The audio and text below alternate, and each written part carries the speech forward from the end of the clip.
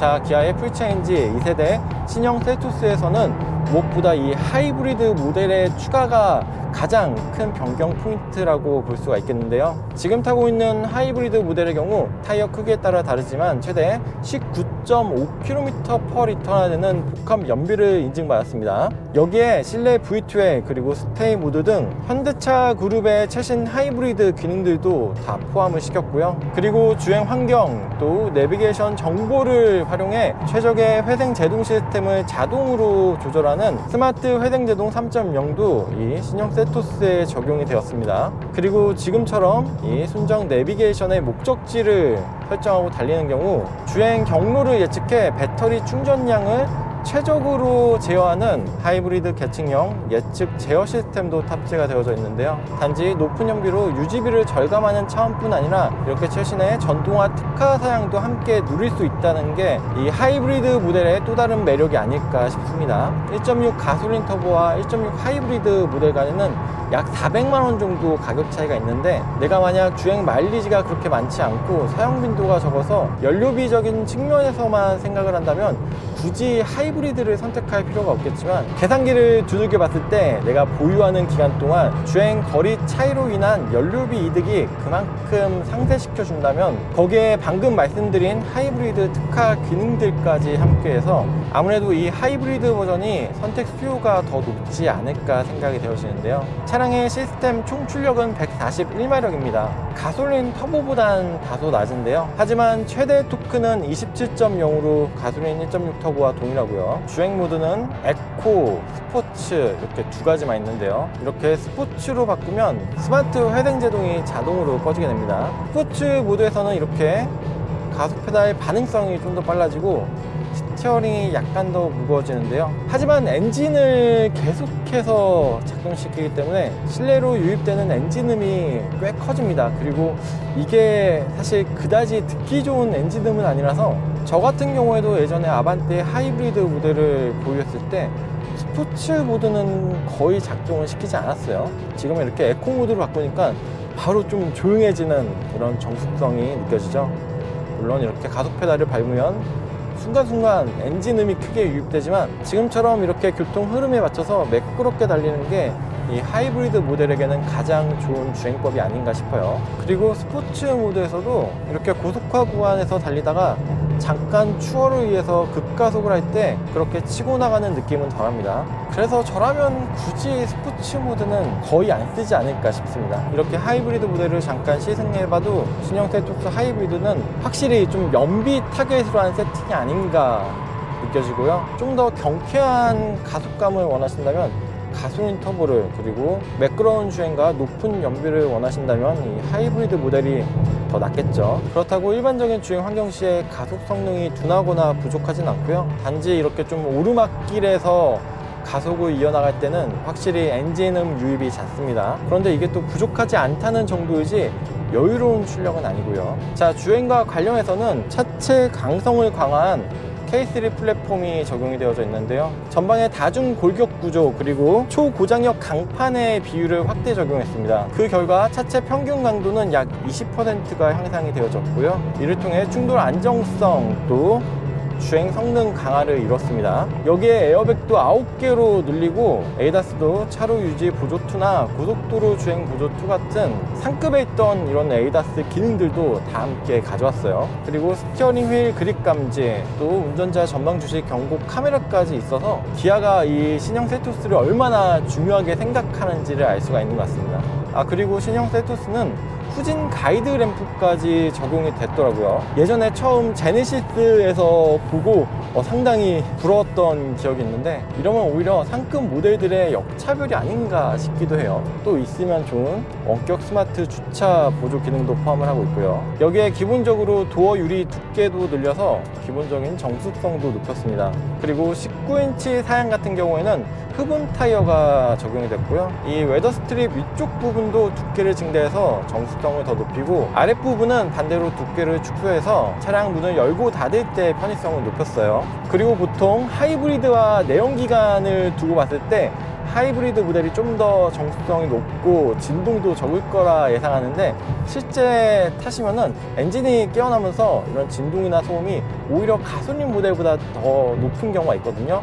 이 신형 셀토스 같은 경우에도 아이들링 시의 진동은 가솔린보다 이 하이브리드가 조금 더 큽니다. 그리고 신형 셀토스 하이브리드에도 EVMC 기술들이 적용되어서 다양한 주행 상황에 맞춘 모터 제어로 핸들링이나 승차감, 또 회피 조향까지 이런 주행 성능을 조금 더 강화시켜주고 있습니다. 그리고 무엇보다 이 차량 크기가 이전보다 더 커졌긴 하지만 그래도 엔트리 SUV 모델로서는 크게 부담감 없는 크기이기도 하고요.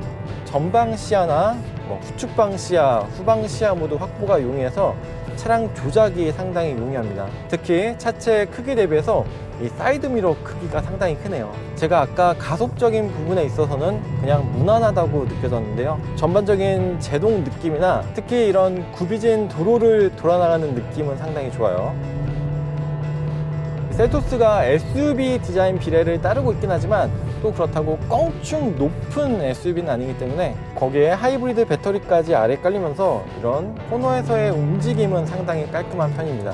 그리고 신형 셀토스는 4륜구동 하이브리드 모델 같은 경우에는 리어가 멀티링크 셋업인데요. 단지 디자인과 파워트레인, 편의사양뿐만 아니라 이런 승차감 개선에도 상당히 공을 들인 흔적이 납니다. 가솔린 1.6 터보 모델을 타봐야 알겠지만 이전 셀토스 모델 대비 승차감이 상당히 개선되어져서 실제 주행 시의 만족감이 상당히 높은데요. 처음에 미디어 공개 행사 때는 단순히 디자인 변화와 다양한 편의사양 등의 개선 등이 눈에 들어왔다면 실제로 이렇게 주행을 해보니까 승차감 개선이 가장 마음에 드는 부분이에요. 이런 노면 진동과 충격들을 상당히 보들보들하게 잘 걸르고 흡수해주고 있는데요. 여기서 스마트 회등 제동을 끄고 레벨을 3단계로 높이면 전기차만큼은 아니지만 그래도 브레이크 조작을 좀 더 줄일 수가 있는데, 거기다가 이 왼쪽 패들 시프트를 길게 당기면 회등제동 맥스가 작동이 되어집니다. 실내에서는 이 엔진음 유입이 가장 두드러지긴 하는데 이 엔진음 톤 자체는 그래도 이전보다는 조금 낮아진 것 같아요.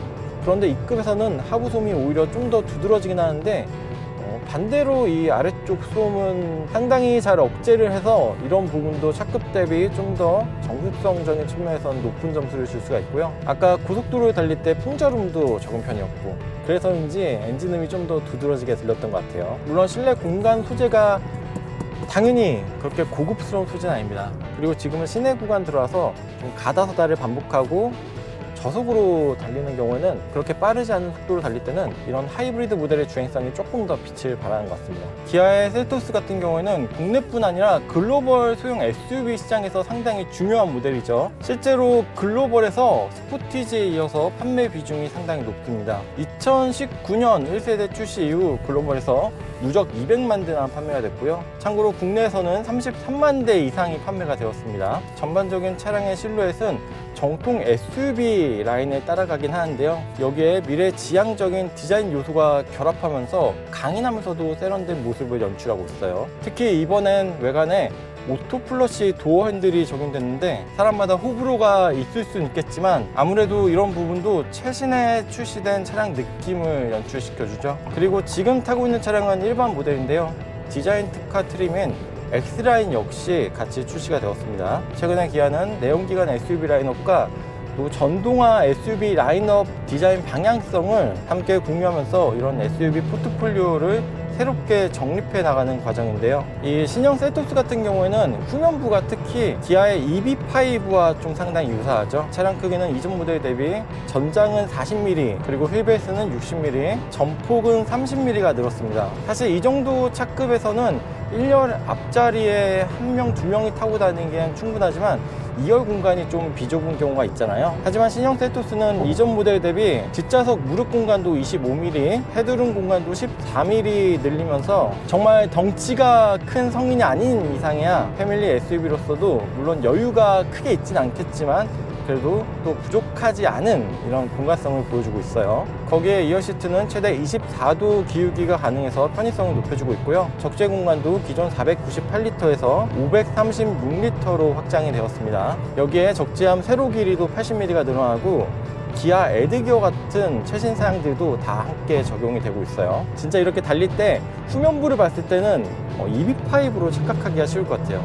이렇게 더 커진 외관 크기 외에도 실내는 넓고 심플한 레이아웃을 가져가면서 시각적으로 보다 확장된 공간성을 느끼게 해줍니다. 그리고 12.3인치 클러스터, 5인치 공조 스크린, 또한 12.3인치 인포테인먼트 스크린이 와이드하게 이어지면서 최신 트렌드에 맞게 이런 스크린 부분도 잘 신경을 쓰고 있고요. 하지만 인포테인먼트 시스템은 P5에서 먼저 선보였던 플레이오스 플랫은 아니고 기존의 CC-NC가 적용이 되어 있습니다. 그리고 컴바이너 타입이 아닌 윈드실드 방식의 헤드업 디스플레이가 적용이 되어 있고요. 변속 레버는 전자식 컬럼 타입으로 앞으로 돌리면 D, 안쪽으로 돌리면 R, 그리고 P 버튼은 바깥쪽에 있고요.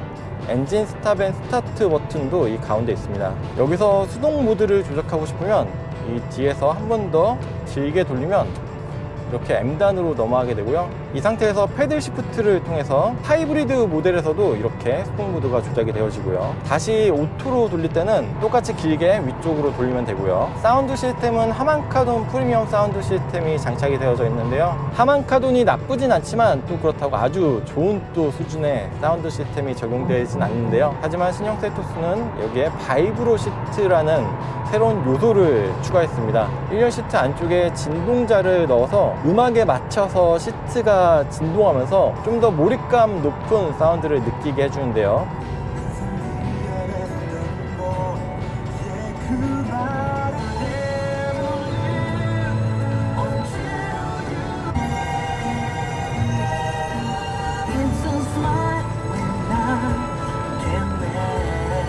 꽤 재밌는 기능이긴 한데 이 차가 이렇게 고속 주행을 할 때는 이런 노면 진동 등에 의해서 이 시트에서 전달되는 진동이 그렇게 크게 두드러지진 않는 것 같아요. 차라리 정차시나 저속으로 주행 시에 좀 더 체감이 되지 않을까 싶어요. 그리고 창문은 전자석, 파워 세이프티 윈도우가, 테일게이트도 전동에다가 스마트 기능까지 포함이 되어 있습니다. 이 스마트 기능은 킥모션이 아니고 짐을 든 상태로 후면부에 몇 초 정도 있으면은 띠띠띠 거리다가 차량 트렁크가 열리는 방식인데요. 성격 급한 한국인 취향에는 좀 맞지 않나 라는 생각도 들어요. 빨리 킥으로 치고 올리는 게 좋지 않을까 싶기도 한데, 또 반대로 킥모션 같은 경우에는 이 위치를 잘 차지 않으면 작동이 원활하지 않은 경우도 있어서 서로의 장단점이 있는 것 같습니다. 그리고 EIPAS, 디지털 키2, 빌트인 캠 2 플러스 등 최신의 현대기아 편의사양들도 다 적용이 되어져 있고요.